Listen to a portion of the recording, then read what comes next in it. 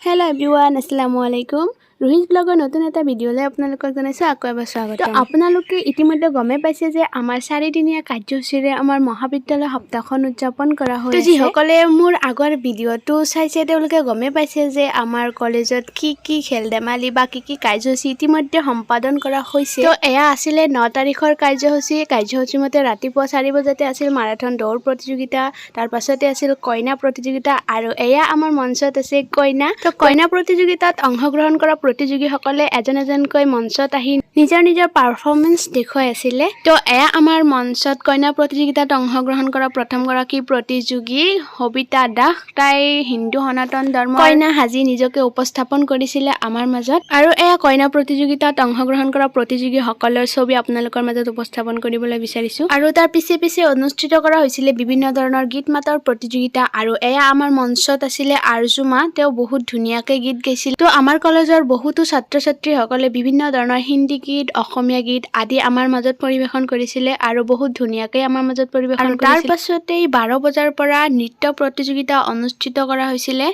আৰু এয়া আমাৰ কলেজৰ এগৰাকী ছাত্ৰী, তাই অসমীয়া গীতত নৃত্য কৰি আমাৰ সকলোৰে আকৰ্ষণ কাঢ়ি নিছিলে আৰু বহুত ধুনীয়াকৈ তাই নাচিছিল। আৰু তাৰ পিছত আহিছিলে এয়া এজন ল'ৰা আমাৰ মাজত এটা নৃত্য উপস্থাপন কৰিছিলে আৰু বহুত ধুনীয়াকৈ উপস্থাপন কৰিছিলে। তো এইখিনি মই উপভোগ কৰি তাৰ পিছত আহিছিলো ঘৰলৈ উভতি।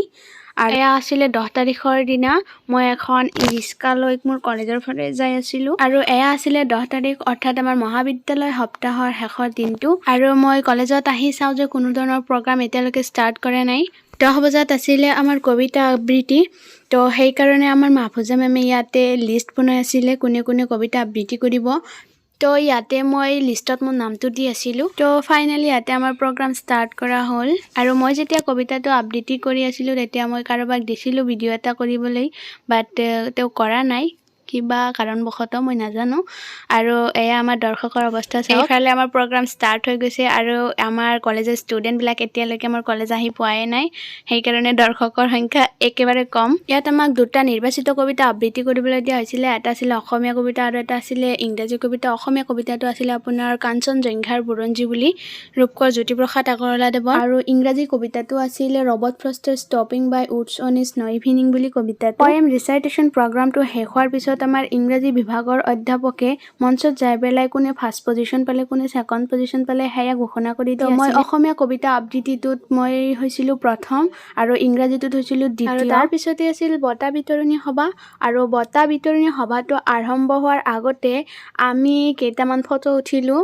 আৰু যিহেতুকে আমি ছোৱালী মানুহ, তো আমাৰ চবৰে ইনষ্টাগ্ৰাম ID থাকে আৰু ইনষ্টাগ্ৰামত পোষ্ট কৰিবলৈ আমাৰ ফটো উঠিবই লাগিব। আৰু আমাৰ কোনো প্ৰগ্ৰাম থাকিলে ছোৱালীবিলাকৰ মোবাইলত 1000টা নহয় 1500টা 2000 মান এনেকুৱা ফটো উঠি যায়। তো আমিও বহুত ফটো উঠিছোঁ। আৰু এয়া আমি মঞ্চত উঠি কেইটামান ফটো উঠিছোঁ। আৰু তাৰ পিছতে আৰম্ভ কৰা হৈছিলে বঁটা বিতৰণী সভাটো। আৰু বঁটা বিতৰণী সভাটো আৰম্ভ কৰাৰ আগতে আমাৰ ছাৰ বাইদেউসকলক সম্বৰ্ধনা জনাই আছিলে আৰু সম্বৰ্ধনা অনুষ্ঠানটো ইয়াতে অনুষ্ঠিত কৰা হৈ আছিল। তাৰ পাছতে ছাৰ বাইদেউসকলে আমাৰ প্ৰাপ্য বঁটাখিনি আমালৈ আগবঢ়াইছিলে আৰু কিবা কাৰণবশতঃ মই সেই ভিডিঅ'টো শ্বুট কৰিব পৰা নাই। বঁটা বিতৰণী অনুষ্ঠানটো শেষ কৰাৰ পিছত আমাৰ সাংস্কৃতিক অনুষ্ঠানটো আৰম্ভ কৰা হৈছিলে। আৰু এয়া আমাৰ আৰম্ভণি গীতৰ দল আছিলে, তেওঁলোকে আৰম্ভণি গীত শেষ হোৱাৰ পিছত আমাৰ নিৰ্দিষ্ট বক্তা আৰু আমন্ত্ৰিত অতিথিসকল আমাৰ মঞ্চত আহি উপস্থিত হৈছিল। আৰু আমাৰ কলেজৰ পৰা তেখেতসকলক এখন ফুলাম গামোচাৰে সম্বৰ্ধনা জনোৱা হয়। আমাৰ কলেজত নিৰ্দিষ্ট বক্তা হিচাপে আহিছিল আমাৰ মধ্য কামৰূপ মহাবিদ্যালয়ৰ অধ্যক্ষ ডক্টৰ গোপেশ কুমাৰ শৰ্মাই।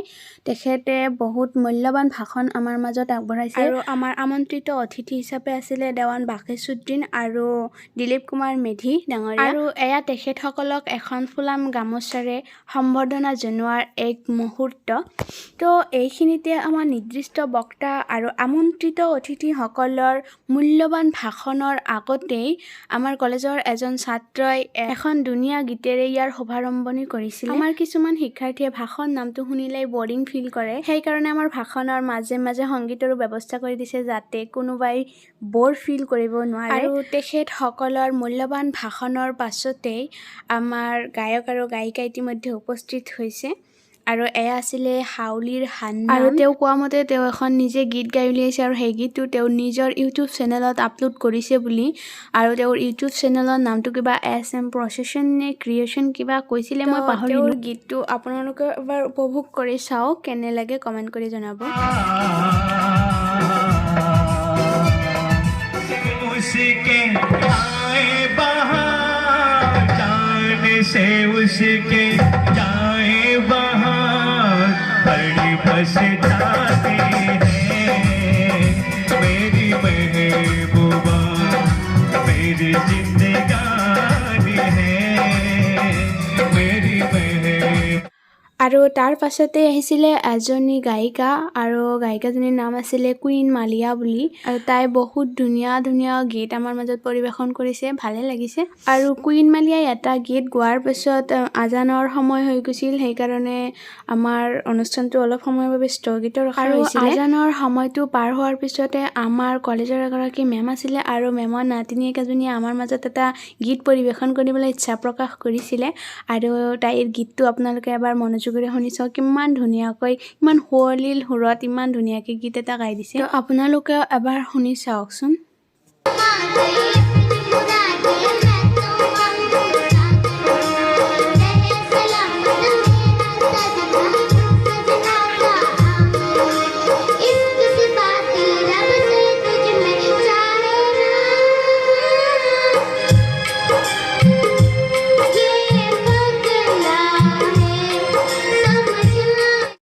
মই আচৰিত হৈছোঁ যে তাই ইমান ধুনীয়াকৈ মিউজিকটো ধৰিব পাৰিছে আৰু তাৰ পাছতে আমি আমাৰ গায়ক আৰু গায়িকাৰ লগত কেইটামান ফটো উঠিলোঁ আৰু তাৰ ডান্স কৰিব পৰা কেইটামান গীত গালে আৰু সেই গীতবোৰ গাই আৰু ইতিমধ্যে সন্ধিয়া হৈছে আৰু সন্ধিয়া হোৱাত বহুতো মানুহ ইতিমধ্যে আহি পাইছে আৰু এয়া ছাত্ৰ ছাত্ৰীসকলে ডান্স কৰোঁতে ৰং আনিছিলে আৰু সেই ৰং সকলোৰে মুখত দলিয়াই দিছিলে আৰু সেয়া চাই মই ইয়াৰ পৰা উঠি গ'লোঁ কাৰণ কাপোৰযোৰ একদম লেতেৰা কৰি দিছিলে ইতিমধ্যে আৰু সকলোৱে ৰং সানি ইয়াতে বহুত এনজয় কৰি আছিলে আৰু ৰং সানা চাই মই ইয়াৰ পৰা গুচি গ'লোঁ বাট ইতিমধ্যে মোৰ কাপোৰযোৰ একদম লেতেৰা কৰি দিছিলেই প্ৰত্যেকবাৰতে আমাৰ কলেজত যদিও গায়ক আৰু গায়িকা ইনভাইট কৰি অনা হয় তথাপিও মঞ্চত যদি আমাৰ ডক্টৰ ৰকিবুল ছাৰে উপস্থিত নহয় আৰু মঞ্চত উঠি এটা যদি গান নাগায় তেনেহ'লে হিট যেন নালাগে আৰু ছাৰৰ গীতবোৰে আমাৰ মনত বহুত আনন্দ দিয়ে আৰু তাৰ পাছতে আমি কেইটামান ফটো উঠিছিলোঁ বান্ধৱীৰ লগত আৰু তাতে ৰং সনা চাই মই তাৰ পৰা গুচি আহিলোঁ আৰু তাতে কিবা কিবি হৈ আছিলে বাট মই সেইখিনি উপভোগ নকৰিলোঁ